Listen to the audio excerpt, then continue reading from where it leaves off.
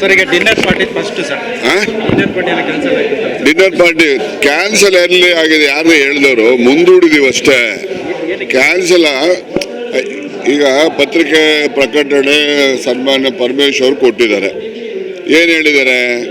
ಕೇಂದ್ರದ ಕಾಂಗ್ರೆಸ್ ಹೈಕಮಾಂಡ್ ಅವರು ಅದನ್ನು ಗೊಂದಲ ಈಗಾಗಲೇ ಮೊನ್ನೆ ಆಗಿರೋ ಡಿನ್ನರ್ ಇದ್ರ ಬಗ್ಗೆ ನಡೀತಾ ಇದೆ.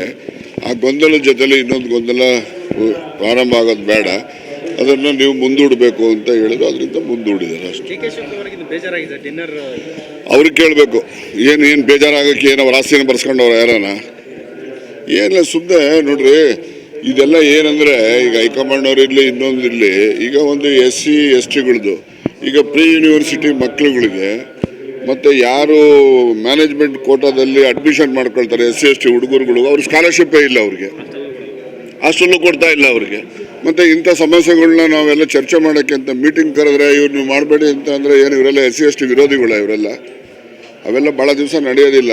ಈಗ ನಾನೇ ಹೇಳಿದಲ್ಲ, ಹಾಸ್ಟೆಲ್ ಸೀಟು ಕೊಡಲ್ಲ ಅವ್ರಿಗೆ, ಏನೋ ಸೀಟ್ ಸಿಕ್ಕೋದಿಲ್ಲ. ಯಾರೋ ಒಬ್ಬರು ಸಣ್ಣ ಪುಟ್ಟ ಸಾಲ ಮಾಡಿ ಅವನು ಮ್ಯಾನೇಜ್ಮೆಂಟ್ ಕೋಟಾದಲ್ಲಿ ಅಡ್ಮಿಷನ್ ತೊಗೊಂಡ್ರೆ ಅವನಿಗೆ ಸ್ಕಾಲರ್ಶಿಪ್ ಇಲ್ಲ, ಹಾಸ್ಟೆಲ್ ಸೀಟ್ ಇಲ್ಲ ಅಂದರೆ ಇದು ಜ್ವಲಂತ ಸಮಸ್ಯೆ SC ST ಮಕ್ಕಳುಗಳಿಗೆ ಇರ್ತಕ್ಕಂಥದ್ದು. ಈ ಜ್ವಲಂತ ಸಮಸ್ಯೆ, ಇಂಥ ಸಮಸ್ಯೆ ಇನ್ನೂ ಹಲವಾರು ಇದ್ದಾವೆ.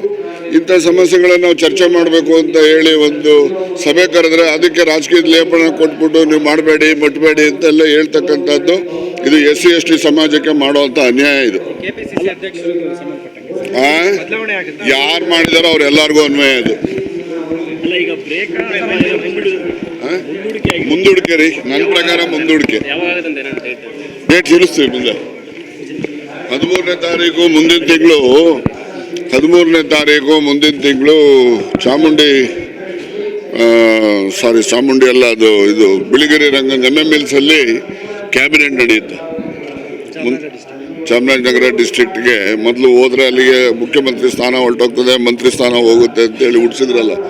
ಈಗ ಕ್ಯಾಬಿನೆಟ್ಟೇನೆ ಅಲ್ಲಿ ಮಾಡ್ತೀವಿ. ಅಲ್ಲಿ ಮುಂದಿನ ತಿಂಗಳು 13ನೇ ತಾರೀಕು ಕ್ಯಾಬಿನೆಟ್ ಸಭೆ, ಸಂಪುಟ ಸಭೆನ ನಾವೇನು ಗುಲ್ಬರ್ಗದಲ್ಲಿ ಮಾಡಿದ್ವು ಹಾಗೆ ನಾವು ಅಲ್ಲಿ ಇದರಲ್ಲಿ ಮಾಡ್ತೀವಿ, MMLs ಅಲ್ಲೇ ಮಾಡ್ತೀವಿ.